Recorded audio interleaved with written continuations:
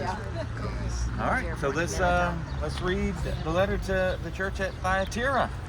All right, so to the angel of the church of Thyatira write, these are the words of the Son of God. Now this is interesting because you need Bible trivia. So what Old Testament book is famous for that phrase, Son of God? And it uses it over and over and over. Daniel, okay? So there's going to be now this reference to Daniel. Now another reason why John's going to use that phrase, Son of God, particularly to Thyatira, is because according to history is that there was a temple here dedicated to Apollo. Who was Apollo? He was the son of Zeus. All right, and so also he was a god that many people, well I say people in that day, thought that he did a lot of things. So of archery, so hunting, of truth, of prophecy. He was the sun god. So now you have John saying this phrase, Son of God, not only in reference to the Old Testament, but also as a polemic against the temple of Apollo here. That this is the word of the true Son of God and the Son of God that was prophesied by Daniel. All right, so these are the words of the Son of God, whose eyes are like blazing fire. All right, so why is he using that phrase, like blazing fire? Now again, what you're going to see in Revelation is a lot of references that point back to the Old Testament, particularly Daniel. So when you think of blazing fire from the book of Daniel, what do you think of? What? Shadrach, Meshach, and Abednego. So Nebuchadnezzar had erected this image, and every time the music played, they were to bow down. Well, Shadrach, Meshach, and Abednego, they don't bow down, and as a result, they are thrown into this furnace of blazing fire. But when they are thrown into the blazing fire, the people who threw them in there, they died, but they didn't die. And so the people look, Nebuchadnezzar looks, and he sees a fourth person walking around, and what did he look like? The Son of God. All right, so you have this idea that, all right, so the words of the Son of God, whose eyes are like blazing fire. Okay, so he's the one that institutes justice. He's the one who is full of truth. He's the one who is the rightful judge, and his eyes are piercing, and he has the right to judge because he is the rightful Son of God, and whose feet are like burnished bronze. Now, why do they use that? Well, because there was at least this idea that they were known for bronze here, and that there was this idea that John is tying the context to the city, which is why he uses burnished bronze. And here's what he says about Thyatira. I know your deeds, your love and faith, your service and perseverance, and that you are now doing more than you did at first. So they're growing. They're growing in their deeds, their faith. Nevertheless, I do have this against you. You tolerate that woman Jezebel, who calls herself a prophet. By her teaching, she misleads my servants into sexual immorality and the eating of food sacrificed to idols. So there you have that issue again.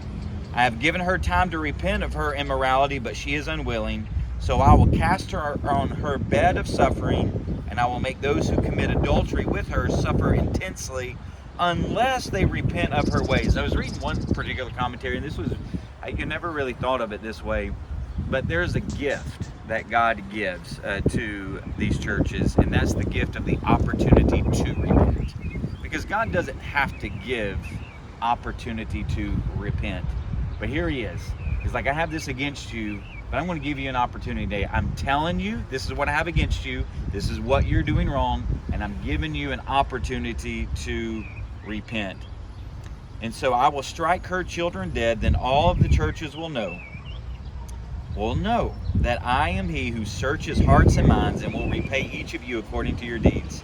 Now I say to the rest of you in Thyatira, to you who do not hold to her teaching and have not learned Satan's so-called deep secrets. Now that's interesting, Satan's deep secrets. Now again, what you see, and I'll share just a little bit more in the next stop, but what you see here, in Thyatira is that some following the ways of Jezebel, part of the church, you need to repent. Some, you're holding fast, you're doing well, so keep on. But you have this idea of that you have not learned Satan's so-called deep secrets. What do you think that means? What do you think that means? Now, I go all the way back to the, because as people know, I go back to the garden. Okay, so Satan's there, and what is he doing with Eve? He's a deceiver. He's like, if you eat from this tree, you will know the deep secrets of God. Why? Because you're going to be like him. He's kind of holding back on you. He's not. He's kind of he has some secrets. And so it's that idea of deception. And Satan's deep secrets are the deception of trying to get people to fall into the trap that God's holding back on you, and that you need to know more of what God has held from you. And so, and then this time, as John will pass, there's this rise, and Paul even talked about it some in 1 Corinthians, but of Gnosticism. That somehow in this idea of knowledge, that you've got to pursue some deep-seated knowledge that is hidden in order to truly know God and be saved. So that was beginning around that time, and Paul, and it's probably taking root in places, as John writes, in AD, somewhere between 90 and 95. And so just the deep secrets that you do not hold to her teaching and have not learned Satan's so-called deep secrets. And I will not impose any other burden on you except to hold on to what you have until I come. Like his yoke is easy and his burden is light. Just hold on to me. If you hold on to me, I'll carry the weight. If you hold on to me, I'll help you. I will take the burden. And then to the one who is victorious and does my will to the end, I will give authority over the nations, that one will rule them with an iron scepter and will dash them to pieces like pottery. Just as I have received authority from my Father, I will also give that one the morning star. Who has ears, let him hear what the Spirit says to the churches. I love that once again, is that what Jesus invites us into is to be co-heirs with him.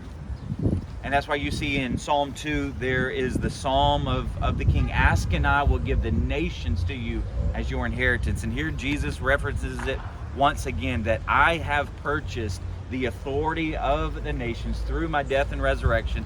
I invite you into my victory. And those who are victorious, because they're in me, they will get to rule with me over the nations. And one day, the nations of the world will become the kingdom of our God. And that's the letter to the church of Thyatira. So, anybody got anything to add? Question? Comment?